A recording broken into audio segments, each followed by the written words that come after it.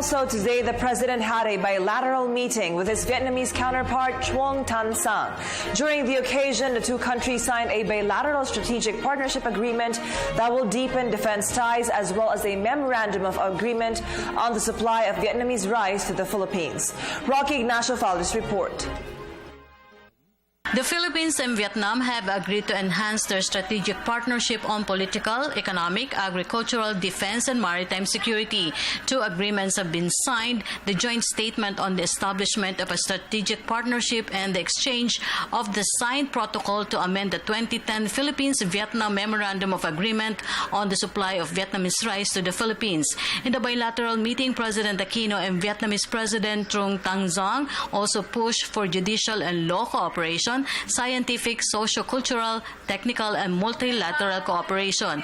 The bilateral meeting comes at the 40th anniversary of the establishment of diplomatic relations between the Philippines and Vietnam in 2016. I'm truly pleased to say that today our foreign ministers signed the joint statement on the establishment of a strategic partnership between our countries, a vital step towards strengthening the friendship our peoples have enjoyed all these centuries. This comes at an auspicious period as we prepare for the celebration of the 40th anniversary of the establishment of diplomatic relations between the Philippines and Vietnam come 2016. Allow me to emphasize, we believe that the establishment of this strategic partnership will provide further impetus to deepen our cooperation, particularly in the areas of economic, agricultural, defense, and maritime engagement, areas that are truly vital to the strategic interests of both our nations. Through this agreement, we have committed to increase our bilateral trade beyond 2016.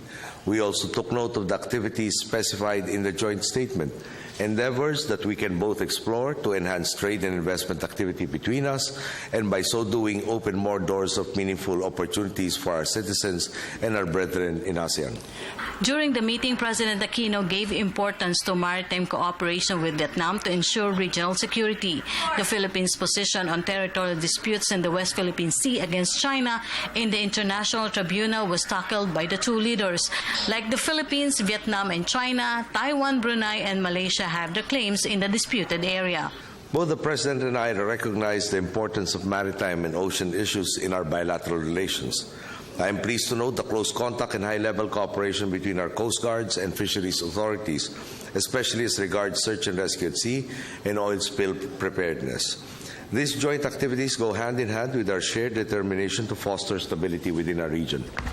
Likewise, during our meeting, the President and I discussed the recent ruling of the Arbitral Tribunal as regards the case we put forward concerning the sea west of our nation and east of Vietnam, a sea known to us by so many names.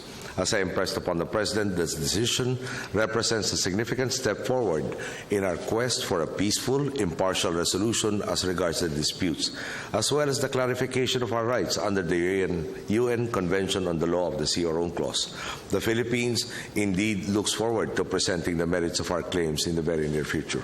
President Aquino also discussed the country's position to push for a binding code of conduct on the South China Sea in the coming ASEAN summit to be held in Kuala Lumpur, Malaysia this weekend. The Philippines cannot overemphasize the importance of ensuring the full and effective implementation of the Declaration on the Conduct of Parties in the South China Sea, as well as the urgent need for parties to conclude negotiations on the Code of Conduct. This is a shared aspiration that we will continue to advance as I take part in my final ASEAN Summit as President of the Philippines. Mr. President, I have to say, you and your countrymen have been outstanding partners to me and my people. Rest assured, in my remaining months in office, you can expect nothing less than a solid commitment from me and my administration that with you, we will continue to work to build a more stable, more progressive ASEAN, an ASEAN where fairness and justice reign, an ASEAN of meaningful opportunities, an ASEAN that we can proudly bequeath to future generations. The Vietnamese leader described the bilateral meeting an opportunity to further discuss the strategic partnership of the two countries, particularly on maritime security.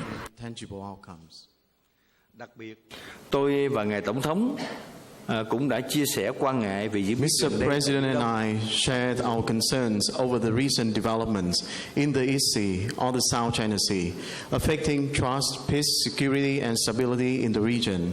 We also reaffirmed the importance of ensuring peace, stability, maritime security, safety, and freedom of navigation and overflight in the South China Sea, as well as settling maritime disputes on the basis of international law, including the 1982 United Nations Convention on the Law of the Sea. In the economic front, both leaders have agreed to expand their two countries' relations in trade and investment. President Aquino also sought Vietnam's support on prospective participation of the Philippines in Trans-Pacific Partnership or TPP. For the People's Television, Rocky Ignacio.